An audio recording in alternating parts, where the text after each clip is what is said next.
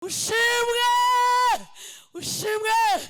ni wowe muganura w'abasinziriye, uhimbazwe mwami Yesu, izina ryawe ni ryiza.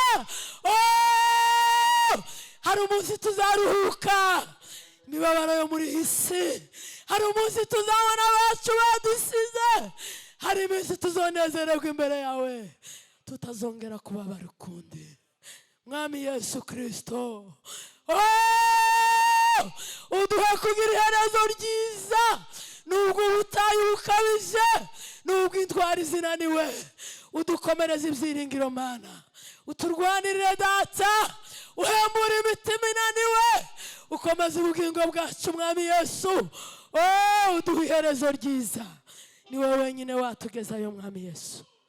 Turashima izina risumba ayandi mazina yose, turashimira izina twiringira ku manywa na nijoro, no mu bihe bikomeye turimo Mana. Turagushimiye ko ijambo ryawe ari ihumure, mu izina rya Kristo Yesu. Hari ibintu bitatu iyo bigeze umuntu atagira gutiyobora kugenda. Ijambo rya mbere, iyo wabonetse impamvu izakujana, ni rya mbere. Icya kabiri, hakaboneka naho impanga yawe izagwa. Icya gatatu, n'umunsi wawe ugeze, habene uzogenda gute uzubira. Amen. Amen. Umuntu twabanye kuri Gatobwe bigeze kumufata amatekwa, baramufata baramukubita, bamukuraho n'imbunda, bamukubita gahanga, bamukubita, basiga yahwereye baragenda, bakandi bamumaraho umwanya munini cyane, bakagaruka umwe akavuga ati mumurase, undi ati yagwizarangiye, tukora ikiyo turasibuka rurangiza. Nyuma y'izumweru bitatu baraduhamagara ngo yasutse mu mushasha kuri Runingo. Abantu tidibishoboka ndabishoboka. Araza ngo amaye gushika, aratubwira ukuntu byagenze, n'ubu ni muzima, ejo bundi yarashingiye. Umunsi wawe utaragera ntiwogenda. Azatinya kuvuga ibyishiriye. Abo ngabo ntacyo twabavuga mu minsi none, kuko abo byaranga ibyabo. Kuko umwandisi yaranditse aravuga umubwiriza nanone icana n'icuma, aravuga ngo umurimo wawe werekeje amaboko, ngo uzukorana umwete wose, kuko ikuzimu tuja nta mirimo, nta migambi, nta n'ubwenge bubayo. Abezo twatuvuga ngo duhumurize bene Data, ndetse niba nawe ukicuva kuko urwo rugendo rwawe utari hariho amajwi ngo ari uburyo butatu Imana izihamagaramo. Uburyo bwa mbere ngo ni uburyo izikoresheje ijwi, izihamagara ikoresheje ijwi. Icya kabiri ngo ni ukurembuza. Icya gatatu ni impanda y'Imana, kandi izo zose ni izindi Imana izokoresha. Ariko ngo ijwi ni ryari ikoresha ijwi, ngo niyo umuntu arwaye akaremba, akabona umwanya wo kwitunganya, abantu abavandimwe bakamusezera, icyo ijwi riba ryamuhamagaye. Igihe cyo kurembuzwa ni igihe umuntu urutungura gutungura, wenda ko bene Data bari mugeni isasu kamamukubita, abandi ko bishoboka bagiye, cyangwa se inkuba akamakubita gutyo umutima ugahagarara. Icyo ni igihe Imana ibimurembuje ikamubwira ngo ngwino, n'impano y'Imana izovuga. Ariko ibyo ntacyo bitwaye, izo byose twahamagarwa n'ijwi, twamahagarwa n'impanda, Imana yaturembuza, ntacyo bitwaye. Icyo tugomba kwitaho gusa nuko duhora twiteguye. Yesu yaravuze ngo mwihore mwiteguye, kuko mutazi umunsi n'igihe. Naza mu nkoko, naza ku manywa, naza nimugoroba, gusa ngo azasanga mugize gute mwiteguye. Bwana asifiwe sana. Haleluya. Abantu benshi bishimira gutangira neza, ariko Imana yita cyane ku kurangiza neza. Twebwe twita gutangira neza cyane, ariko Imana yita ku iherezo ry'umuntu kuruta itangira. Kuko ijambo ry'Imana ravuga ngo urufu rw'abakiranutsi imbere y'Imana n'urw'agaciro. Haleluya. Urufu rw'umukiranutsi imbere y'Imana, iyo umukiranutsi agiye, impundu zazivuga, n'urw'agaciro imbere y'amaso y'Imana. Umukristo nyawe ngo nukomeza urugendo rwiwe kuko kwizera akageza iherezo. Umukristo nyawe wakijijwe, wakiriye Yesu nko kwa kundi twavuze, ni umuntu wita ku rugendo rwe rwo kwizera akageza iherezo, umunsi azacikana. Nkuza kuvuga ijambo bazamva bavuga sizi nabaye mu mibunda, ariko za numva bavuga umugabo w'umubembe ngo witwa ngo ni Mujogo harya, ni Mujogo sizi kubenda kuyita cyose. Ego ngo yigeze kuvuga ngo aravuga ngo bari bambwiye ngo yihango, aravuga ngo mwijuru ngo ni igihugu cyacu twamenyereye, nta mpamvu uko ari abantu duturanye tubana mwana, ariko bibera mu ijuru. Haleluya. Gusa abo ngabo bamaze kuva mu rupfu bageze mu bugingo. Yesu yo bahamagara mu gitondo, yo bahamagara nijoro, tibagira ubwo bakwera kuko ubugingo bwabo hora bwiteguye. Haleluya. Iherezo ryiza ni iri cyangwa se ukiranutse ni iki? Imana yita ku iherezo kuruta kwitangira, kandi yahirwa umukirisitu utangira neza kwizera kwiwe akazageza iherezo, uwo niwe uzakizwa. Haleluya, Bwana Yesu asifiwe. Kuko mu byinshi bihugije abantu abo ngabo abakiranutse ntibikigira ububasha. Bamwe bahugiye mu by'isi bizashira, abandi bahigiye gushaka ubutunzi buzashira n'ibindi byose, kandi ubutunzi si bubi, ariko ibo cyane bahoza ibyo mu ijuru imbere, bahoza Imana imbere, kuko bazi kuko mu isi si wabo. Amen. Agaciro ko kurangiza kugira iherezo ryiza ni iriki? Naka ijambo rya mbere, iherezo ryiza ni ikimenyetso cyo twizeye umwami Yesu. Haleluya. Iherezo ryiza, nzanibuka amagambo umugenzi yanditse mu gitabo cy'umugenzi, ngo umukristo n'abyiringiro bageze ku ruzi rwitwa Rufu, ngo bagerageje kubaza ngo izindi nzira, ngo se nta zindi nzira ziherezo zikatiza zo kunyuramo. Uwaza ubabwira ngo arabwira ngo nimwe gusa yaba, ariko yanyuzemo abagabo babiri, yanyuzemo Eliya, inyuramo na Enoki, ariko rirakingo nta wundi uzoyinyuramo, ngo nta handi. None se nta mabuye, ati ntibishoboka, ni ukwika kugenda. Ngo amara bamubaza ijambo, baramaza se none ko binaniranye inzira ikabibuze nta handi, uburebure bw'aya mazi y'urufu buresha bute? Haleluya. Ibindi bizananiranye uzanze, nta yindi nzira turibone. None se uburebure bw'aya mazi buresha bute? Uwaza ubabwira arababwira ngo uburebure bw'amazi n'ubugufi ngo bivana n'uko umuntu yizeye umwami Yesu. Haleluya, Bwana Yesu asifiwe sana. Kugorana ko muri urugendo, kugorana muri urugendo no kuremera kwabyo bivana n'uko umuntu yizeye umwami Yesu. Haleluya, Bwana Yesu asifiwe. Haleluya. Muri inzu y'indirimbo y'Umunani yaravuze ngo nintubirwa ngiye gupfa, ngo nzagira ibyishimo bitavuga, kandi ngo nzambonye n'ihirwe ngiye mu ijuru. Nzagira ibyishimo bitagira gute? Bitavugwa. Nimukuvuga umugabo aherutse gufanga, simuvuga mwizina mwese nimwene wabo n'abamwe wende, ariko umugabo yarantangaje cyane, yaranejeje. Nzakunze kumuvuga cyane kuko abantu iyo umuntu yanejeje njewe azasigara ku mutima akasenga urwibutso. Uwo mugabo ngo yarwaye kanseri, yamaze imyaka 4 arwaye kanseri, ngo aremze cyane, ababaye cyane. Abaganga burya rimwe na rimwe bazamenya igihe mutasigaje, ngo babwire umurwaza, baramubwira ati umurwayi wanyu asigaje iminsi mikeya, akagenda nimutegure, agiye kugenda mubwire umutegure.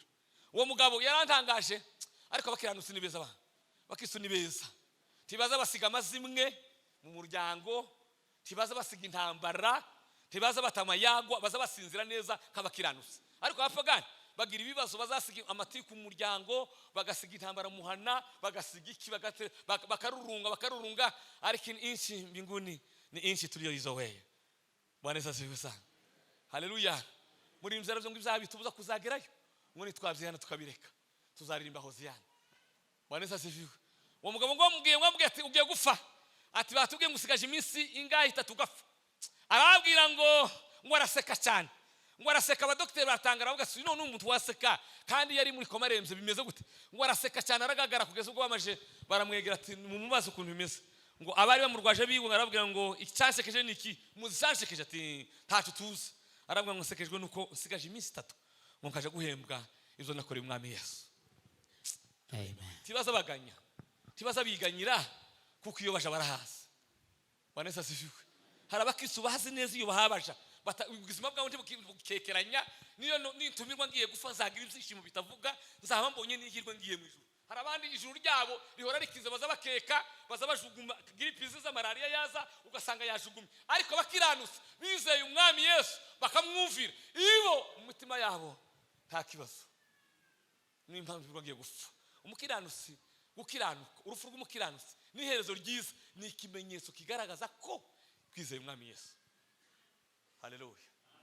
Bwana Yesu asifiwe. Amen. Wizeye umwami Yesu uzumwumvira, gupfa kuzopfa. Ndimukunda kuvuga n'undi mugabo werutse w'umunyabwenge wanditse ejo bundi, yarantangaje nawe zantangaza, ngo yaravuze ngo ku musaraba we ntibakawandikeho ya magambo azabandika ngo rest in peace. Ku musaraba wanje ntimukandike amagambo, umusaraba wanje ntimukandike ngo navutse umwaka navutse itariki, ngo muzandike aya magambo, ngo muzavuge ngo aho uhagaze nari mbahagaze, aha ndyamye nawe uzaharyama. Aba bagiye barangije urugendo rwabo, kuko biravuga ngo wampamagara no kwitaba ushatse kureba imirimo y'imoko zawe, kandi ntawe uzi imbere y'igihe cyiwe, nta nufa nyuma yo giciwe, nta mpanuka ihebe ku Mana. Dawudi yaravuze ngo warandondoye iramenya nguze imyicarire yanje z'imihagurukire yanje ijambo ngo ritarakuri mu warimenye mushize ikiganza cyawe cy'iburyo hejuru yanje kumenya igitangaza kingana gutyo kiransumba. Haleluya, haleluya. aravuga ijambo nabibwira ngo mu gitabo cyawe hari handitse iminsi yanje yose itarabaho n'ubu. Nta gutungurwa kuba ku Mana aba Bwana Yesu asifiwe tiwogenda ntibishoboka. Haleluya, amen. Si umwana umuhungu baha kurya pasiteri tibamupurashe bakagenda ntatagari umunsi w'umuntu utaragera ntibizokunda. Uyu munsi Imana yagutegekewe habe niyo bokurasa drone na za drone tiwogenda, ariko isaha y'Imana igeze impamvu izigana ururu. Haleluya, amen. Iyo isaha igeze y'Imana impamvu ingana ururu. Gupfa rero si ikibazo, twese tuzopfa n'abakomeye n'aboroheje n'abatazaba bibyibwira bazopfa, ariko ngiki kintu kiza cyane ni ukugira iherezo ryiza. Haleluya, amen. ni ukugira iki Iherezo ryiza. kuko Bibiliya yavuze ngo iherezo ryiza ngo itangiro ryiza. Amaze Balamu aravuga ngo icompa ngapfa urukifu rw'abakiranutsi kandi n'amaherezo yanjye naje akaba nkayo. Haleluya, amen. Abakiranutsi baza bapfa neza, abakiranutsi baza basinzira neza. Ngo iyo bamaze gushika nimukunda kuvuga amagambo ejo muri batwigishije kari mukunezeza cyane ndakavuga n'ubundi kari mukunkora ku mutima cyane. Unyine nkunda ibintu byo kuja mu ijoro, ariko iyo bikozeho nzabinezerwa. Mwari muratwigishije umuntu aratubwira ngo nitugera ira imyaka 3 n'igice ishirangiye tumaze uzuka abazuka umuzuko wabera bazutse, hari ibintu bigera ku bingahe Imana izokora. Ijambo rya mbere ngo Yesu azakora rimwe, icyo azokora we ngo azatujana azoja kutumurika se atubwira ngo abani bona ari gupfira n'izantamo zari zimiye. Hanyuma data azakora ibintu bigera kuri 3 bizabira kunezeza cyane, kandi naje nzobayo no kuri Imana, naje nzobihabwa nizo munezero ngira. Ijambo rya mbere, haleluya, haleluya. Imana ngo izatwomora ibisebe byose twakomeretse. Haleluya, ijambo rya mbere Imana izo dukora tugishika iruhande rwiwe ngo izatwomora ibisebe byose birimo nk'ibingibi twasizwe n'abavandimwe, nk'ibingibi dutezwa amahanga duteye dufite ibisebe. Udafite agahinda kuri ikibazo dufite sinzi ko ameze uwo umuntu ari mu gutekereza kuva ubwenge biragushize, ariko umunsi tuzogera imbere y'Imana ijambo rya mbere ngo izotwomora ibisebe byose twakomeretsa no mwisi. Icya kabiri ngo itwambike iduheze umwambaro itwambike. Icya gatatu ngo nitwambare twitwa izina duhabwa yandi mazina maje, ariko amagambo kunezeza abantu bazosigara sinzi kisese kabisa. Imana igufasha uzoje mu ijuru, Imana izogufasha uzoje mu ijuru Kristo. Haleluya, haleluya. Iherezo ryiza rigaragaza uko wizeye Imana. Ijambo rya kabiri, iherezo ryiza icyo rizaduheza rizadusunikira mu ngororano z'Imana yaduteguriye. Ngo witwa Nirike Warren yavuze Bwana Yesu asifiwe. Pole sana, amen. Nibisanzwe tuvuga intuze n'intebe igereye ntakibazo cyabaye. Haleluya, Rike Warren yavuze amagambo 10 Imana izaduhemba wa munsi. Niyo ndangirije kugira ngo nteze umwanya ntuze. Rike Warren mu gitabo cyo yanditse cyitwa ngo ni ubuzima bufite intego, yanditse ibihembo 10 Imana ingororano 10 nazuhereza, ariko biri sivuga amakamba 5, ariko Rike Warren we yanditse ibintu 10. Muri bizo 10 reka vuga ngo 3 gusa ibindi bibanziriza. Icyambere ngo Imana izaduhemba kubaho kwiteka ndetse tuzogera gupfa. Haleluya, urupfu rwari tugora pastor, Imana izaduhemba kutozongera gupfa. Hari utishimisho gihembo, hari utatishimiye. Haleluya, isakabiri ngo izoduhemba kubana nayo iteka ryose tituzongera gutanda. Iyi tuzatuvuga, iyi tuzatubwiriza tutarayibona, izaduhemba kubana nayo iteka ryose. Bwana Yesu asifiwe. Haleluya. Cya gatatu ngo izaduhanagura amarira yose twaririye mu isi. Ariko Mana we, Bwana Yesu asifiwe sana.